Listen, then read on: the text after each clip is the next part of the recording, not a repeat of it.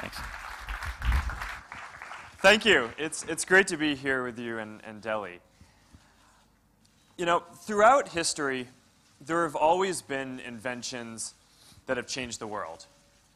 The telephone, printing press, the television and radio, railways and automobiles.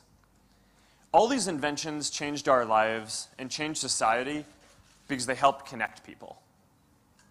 When people are connected, we can accomplish some pretty amazing things. We can get closer to the people that we care about. We can get access to new jobs and opportunities and ideas. We can receive education and healthcare and communication and access to new services. But technology isn't progress by itself. Instead, it enables progress and a lot of the things that we care deeply about. But technology, it has to serve the whole of society. Connectivity can't just be a privilege for some of the rich and powerful. It needs to be something that everyone shares and an opportunity for everyone. So in July, we started working with Airtel to launch free basic internet services in Zambia. And for the first time, hundreds of thousands of people started to get access to services like Wikipedia and Google and local news and information. And we started to hear some pretty amazing stories rolling in pretty quickly. An expectant mother using the internet to learn about information about her pregnancy and how to care for her child. An elderly man who used to have to walk a far distance to go to a local library now could find and download the books that he wanted to read online.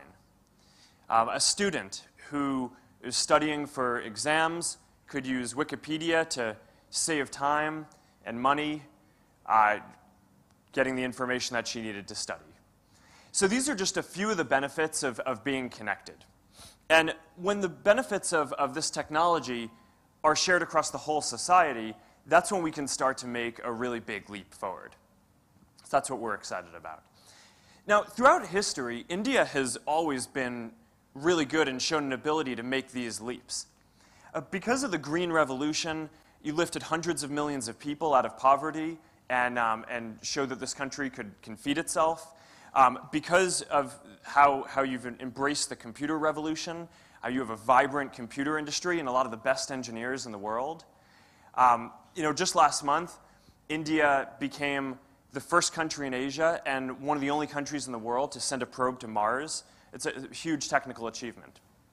Now, because you've embraced science and research and education, now the next generation here has the opportunity to define the future and bring India to the world and the world to India. And a key to this next big opportunity is going to be embracing the internet. Because if you embrace the internet, you can transform lots of people's lives. And you can touch and you can improve people's lives and these communities even more in the next generation than you were able to in the last. But we have a long way to go to get there.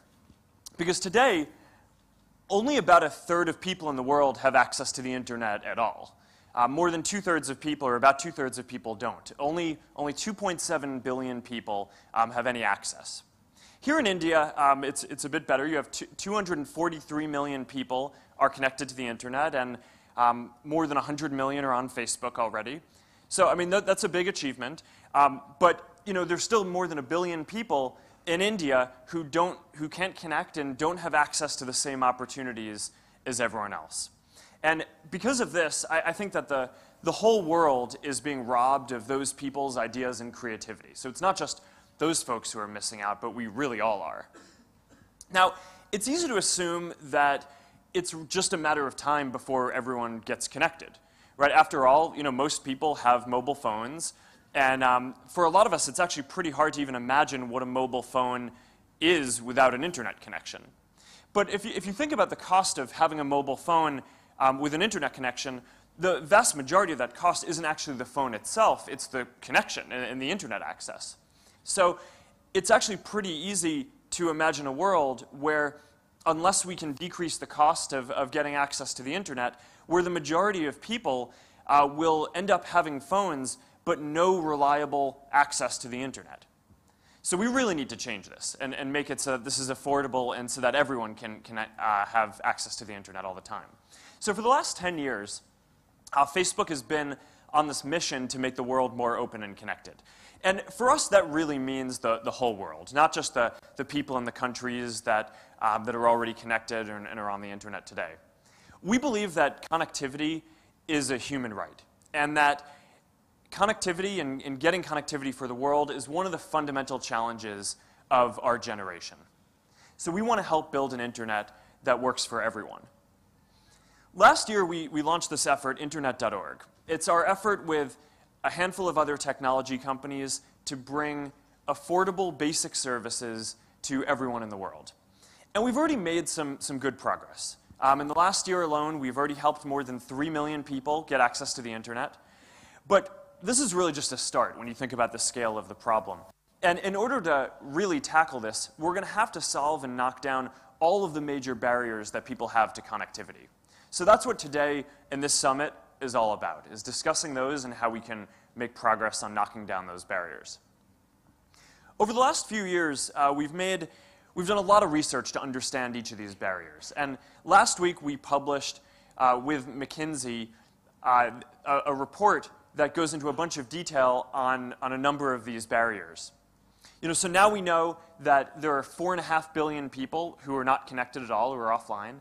3.4 billion of these people are in just 20 countries in the world. 920 million of these people are not connected because they can't read.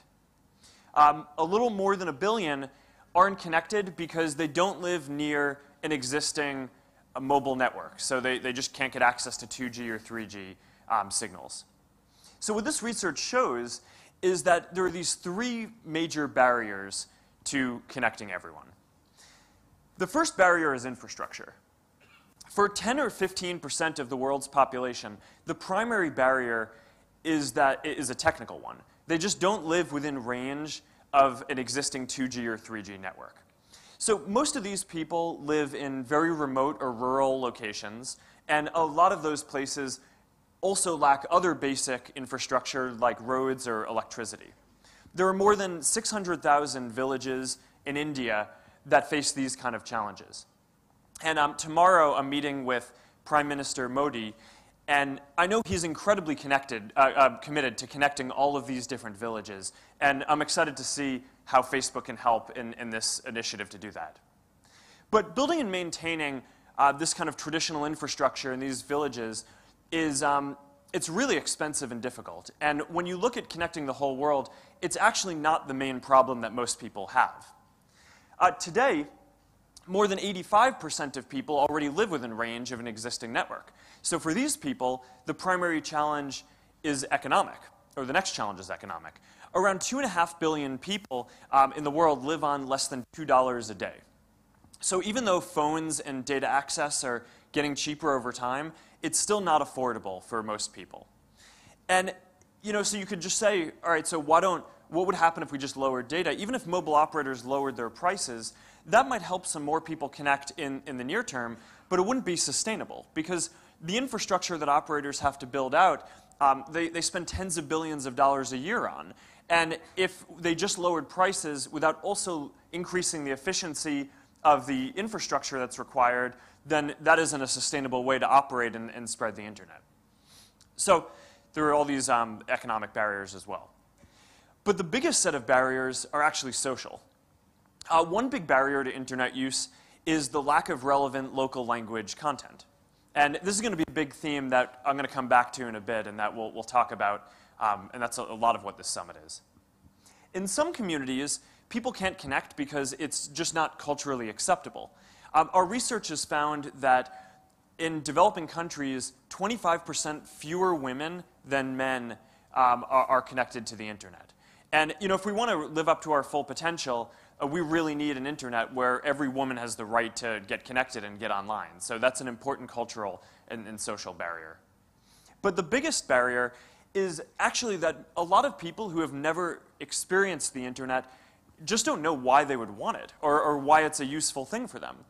A recent survey that we did shows that 69% of people in India who are not connected if you ask them why they're not connected, what they say is that they don't know why the internet would be useful for them, which is kind of mind-boggling if you think about it, but if you think about it for a moment, it makes sense. Because most people can actually afford some basic connectivity. But if you grew up and you never had access to a computer, and you never had access to the internet, and you haven't used the internet, and then someone asked you, do you want to buy a data plan, then you'd probably also ask, why would I want that? So these are all kind of big social barriers. And over the last few years, we've been working towards knocking down each of these big barriers. In the US, one model that we talk about from time to time is, you can always call 911, or in India, it's similar. You can dial 100 to access the police. But you can dial 911, and even if you haven't paid for a phone plan, you can always get free help if there's a medical emergency, or if there's a crime, or a fire, or something else that you need help with, or you're in danger. And I think that there needs to be a 911 for the internet, where even if you haven't bought a data plan or can't afford that, you can get free access to some basic services for health, education, jobs, communication, just some really important basic things. So one of the main things that we've done over the past year is we've started working with operators in a few countries. To start in Indonesia, in the Philippines, and Tanzania, and Paraguay, to start offering free basic services to folks.